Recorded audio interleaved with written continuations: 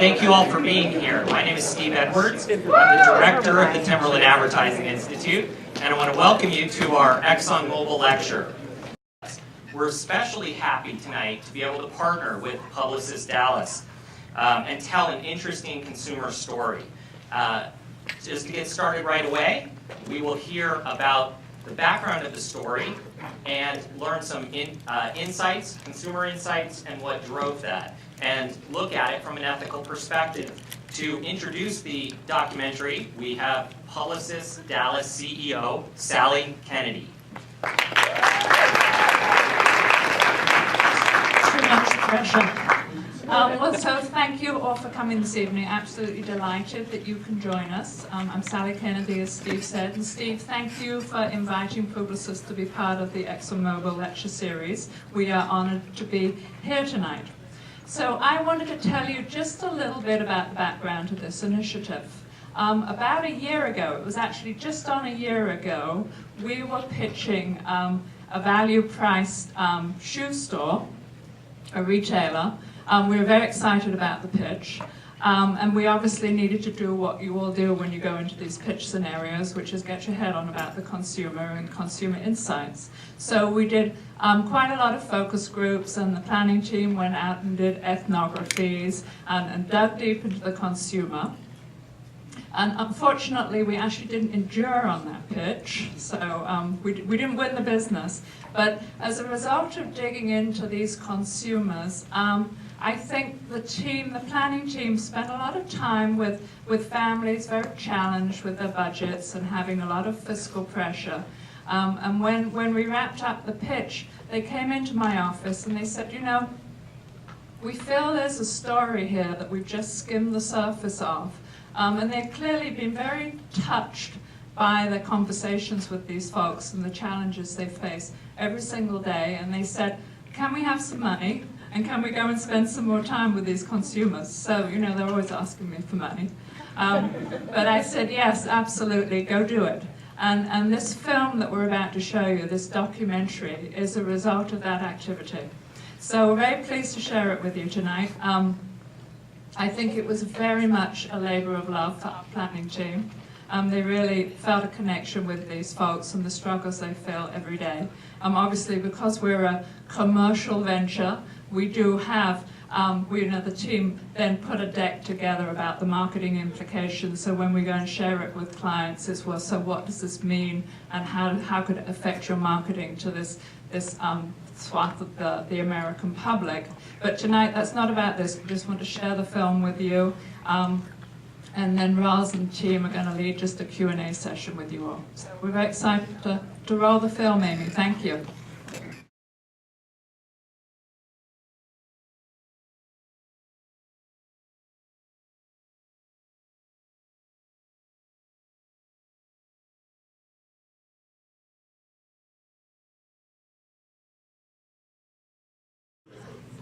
All right, we'll start with Roz.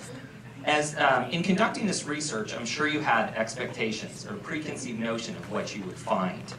What surprised you most? As you can see, I got to know each of these women very intimately. It started off with one-on-one depth interviews in our facility and ended with ethnographies, meeting their whole families.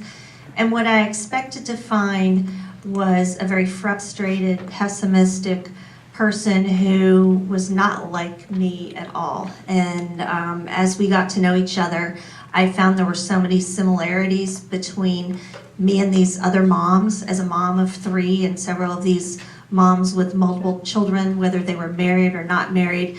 We all had similar struggles and triumphs, and I was just in awe of their optimism, the resourcefulness, and how if I had met them, some of them 6 months ago, their lives would be very similar to mine. They were college educated, many of them with advanced degrees. They had stable jobs, stable incomes, pretty much consumed all the same products, had the same smartphone as me. They probably had more flat screen TVs in their houses than I have in mine. They could have been my next door neighbor or my coworker. And then something happens in their life, whether it's a sick child, medical bills, a spouse or themselves being unemployed, and overnight their life changes. And what was so inspiring to me was their resiliency and their sense of optimism, and how they turned the struggle around, focused on the things that really mattered to them, and just forged forward, and all the while not letting their kids skip a beat. They really tried to hide the struggle from their children. That was most important. That they clearly wanted to feel normal and be normal, but they sacrificed a lot in their lives and had those like moments of normalcy. But for their children, they sacrificed everything so that they would dress alike, be in the same activities as their friends, be in the same schools as their friends, and so they were very inspiring to me. Is that something that is different from other demographic groups you've looked at in terms of this need to feel normal? No, I think it was pretty similar. They're definitely, it's like a human instinct that you want to feel normal. You want to feel like you're in the world and able to do, go on vacations and have the basic needs fulfilled. So I don't think it's different. What I was surprised about is how much they sacrificed to give their kids these things that I considered luxuries, like an iPad or the video games or the toys. I would have thought they would have forgone those, but they felt like those were almost necessities so their kids weren't bullied or felt out of place. So those things became even more important. They did, and there was definitely a love-hate relationship with technology. It became a babysitter, unfortunately, for some of those parents who left their kids alone and wanted to keep them busy. And they knew that it made them happy and feel normal, but at the same time, they felt that going through the struggle made them value togetherness and family time even more, and making memories that didn't center around something with the plug. And so for Roz or Steve, how did this translate into messaging? These kinds of insights. You want to talk about that? For CC's, whereas before they were talking about low price, leaving that as the message by itself, they had to rethink it. After getting to see the film and really understanding the target a little bit better, with these insights, it really became what you get for what you pay, not just about low price. And so it made them rethink in terms of what the offering is, and they're still working on things like quality and improved service and things like that. So it's beyond messaging now. It's really about concept change, just to make sure that they're addressing this, because as it was in the video, people will prioritize. It's not just going out to eat anymore. They're really thoughtful about the choices that they make. And so we want to make sure that for the CC's brand, it's top of mind, and as well as a preference, and it's a choice. Okay.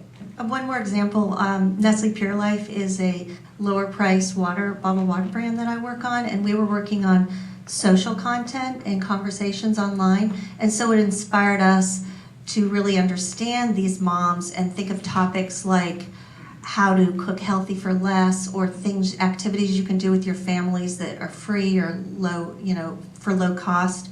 So staycation ideas instead of vacation ideas. How do you make memories without spending money? And so those are things you wanted to incorporate into the campaign. Yes, we did. We incorporated into our social content online, our conversations. Excellent. And Steve, do you have an example you'd like to show us regarding what CC's is doing with this kind of insight? Actually, we brought a couple of spots to share with the group tonight. $5 footlong? How about a $5 24-foot long? Since we're measuring. CC's Endless Pizza Buffet is $5 for a limited time. That's 24 feet of mouth-watering goodness. We're talking never-ending pizza, salad, pasta, and dessert for just $5. CC's Endless Pizza, endless value. 2 for $20? I'll get it. How about 2 for $10?